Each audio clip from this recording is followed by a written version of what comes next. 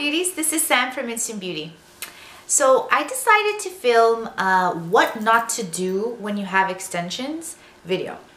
I have so many what to expect and what to do when you get extensions, but never a what not to do. So these are my top 5 rules for what not to do when you get extensions. So my first rule of what not to do is not to bleach or lighten the extensions.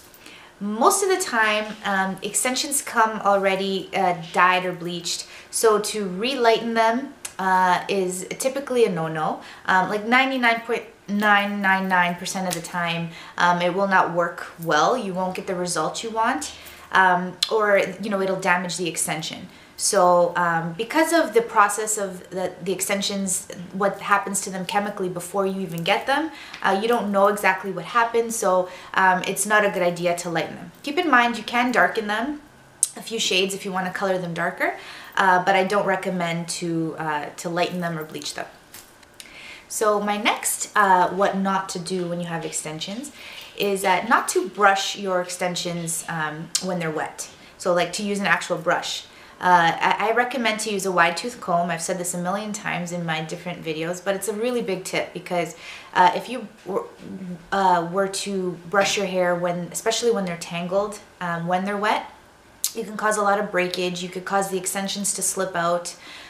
It's just a lot of damage to the extension, unnecessary, because the best thing to do, and what I suggest to do, is to use a detangle spray before going at it with a brush or anything, and comb them out with a wide tooth comb. So if you have excessive tangles, use a wide tooth comb so that way you don't damage the hair. It's much safer and you won't lose any extensions. So my next rule of what not to do when you get extensions, you don't want to use a really hot styling tool. Most girls, they'll crank up their straightener to 420 degrees or the highest setting that it could go. And yes, it might give you, a nice long-lasting curl or straighten, but I don't recommend doing that when you have extensions. First of all, I suggest using a thermal protectant, like a heat protectant, so then this way you are protecting your extensions and your own hair. And use a mild setting, or like a medium setting on your straightener or curling iron, and even your blow dryer. And as a side tip, if you have fusion extensions, do not use a blow dryer on high heat for sure, because you may actually melt the glue and you'll end up with a big mess, or more likely your extensions will just slip out because the glue is now soft. So no matter what type of extension you have, I don't recommend to use a high heat setting, and especially if you're not using a heat protectant spray. So my next what not to do rule is don't cut your extensions yourself, unless you know what you're doing. For the most part, I've made a few videos on how to actually cut your extensions yourself, because a lot of times you're buying extensions online or you get them done and the person doesn't cut them for you, and then you realize you have your short hair and then the super long extensions and it just looks ridiculous. It doesn't look natural. I get it. But the biggest mistake people can make is trying to cut them themselves, because then you have to basically redo everything or order them again if they're too short or they're cut weird or something. So I don't recommend to do it. Unless really you've practiced before, or you've done your research and watched my videos.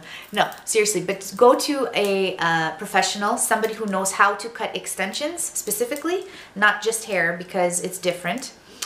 So yeah, that's my tip. Don't cut them yourself, because you'll probably ruin them. So my final rule of what not to do is don't go to sleep with wet extensions. Or if you have clip-ins, don't go to sleep with clip-ins at all, because clip-ins can actually cause bald spots when you are rolling around and they're clipped in there really tight. They can actually snag the hair and it's a big disaster. I have so many clients that have bald spots from sleeping with clip-ins. But anyways, my main point though is to not sleep with extensions when they're wet. So don't go to bed with wet hair, basically.